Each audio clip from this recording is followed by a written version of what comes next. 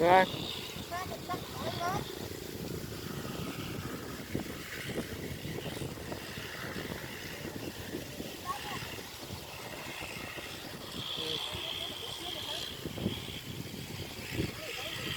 Rồi. Rồi.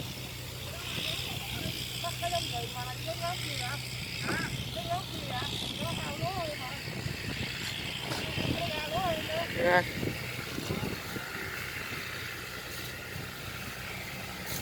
Rồi.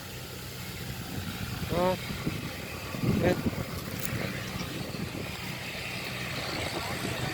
Rồi.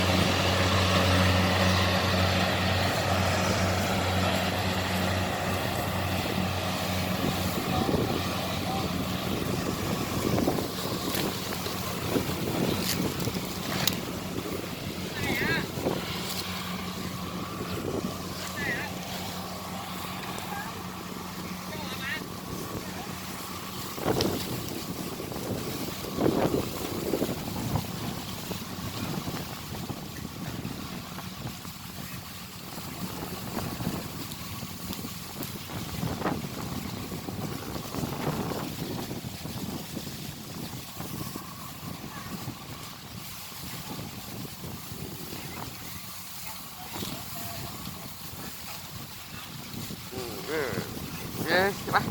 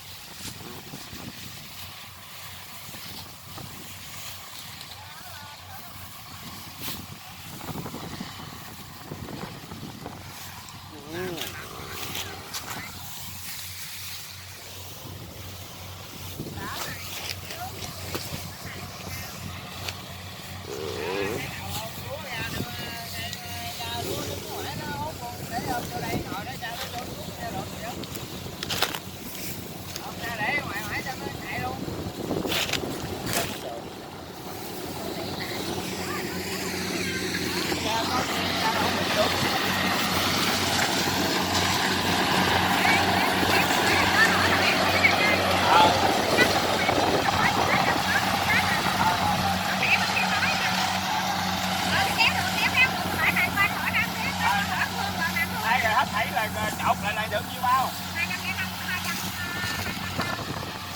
Để không cũng hơn 20 bao thấy. Cũng đều quá ha. Bắt mới chưa tôi hỏi thì để ba ấy bắt khó đó con ơi. Để Thấy thì kéo. cho nó kéo từ cái cổ vô cái mình. Quá trời nước. Quá trời mà. Thôi đi về. Khô được. Vậy là cái này hợp đồng 28 đó đúng không? Mấy giờ đó? Ê, mà đốt phải chặt. Để cho nổi chưa tắt mà đốt được anh đi ơi. 27 không cắt rồi. Chặt 28. Trời ơi, chảo cắt cho mấy đốt. Không mấy anh sửa anh quả hình thịt đi, sợ ăn tới cái nhà đi. Có gì nào đốt mình đây giúp cho. Anh quả hình thịt đi, đốt cái. Ở trên này đâu có cháy lan ai đâu sợ.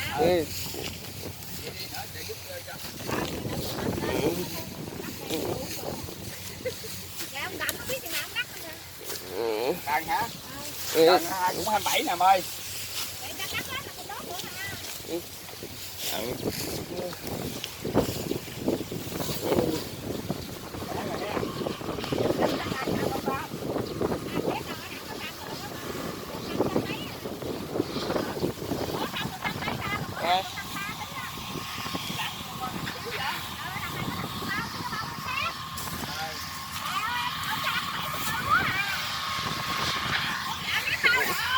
Trời ơi, chứ đâu mình.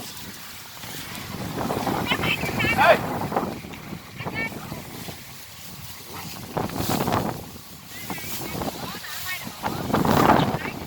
Thì 2-3 bữa cũng được đi. Đây nè.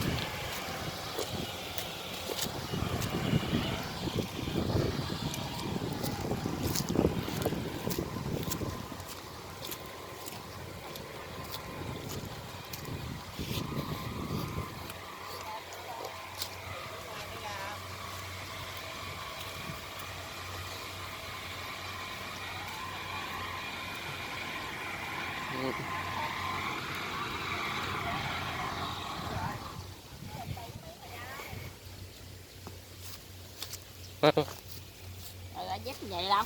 À. Dép. Ừ. Hết không trời.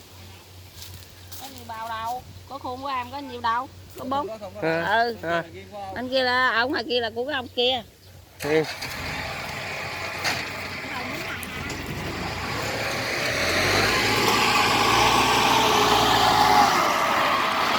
Gì?